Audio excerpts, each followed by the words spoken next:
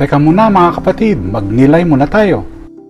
Sa aklat ni Propeta Ezekiel, nangako ang Diyos na titipunin ang kanyang bayan. Pinagbubuklod sila sa ilalim ng isang pastol upang sila ay maging kanyang bayan at siya ay kanilang magiging Diyos. Ipinakikita nito ang malalim na hangarin ng Diyos para sa pagkakaisa, hindi lamang sa mga Israelita, kundi sa lahat ng kanyang mga anak. Sa Ebanghelyo ni Juan, sinabi ng punong pari kay Caiaphas nang hindi niya nalalaman na si Jesus ay mamamatay hindi lamang para sa kanilang bayan, kundi upang tipunin ang lahat ng anak ng Diyos bilang isa. Ito ay maihalintulad sa quantum entanglement, isang konsepto sa science kung saan dalawang particles ay nananatiling magkaugnay kahit gaano man sila kalayo.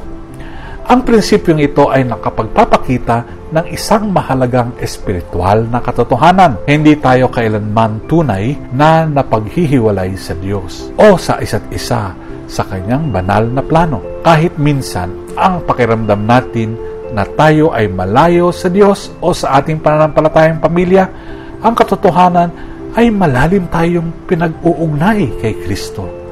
Ang kanyang sakripisyo sa krus ay hindi lamang para sa ilan o hindi para sa buong sangkatauhan.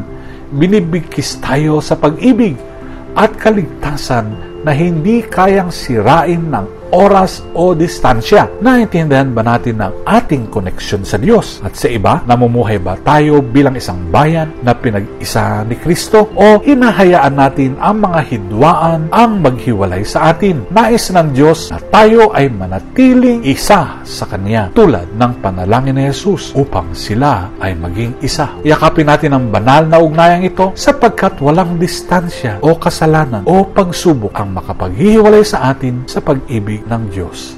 Amen.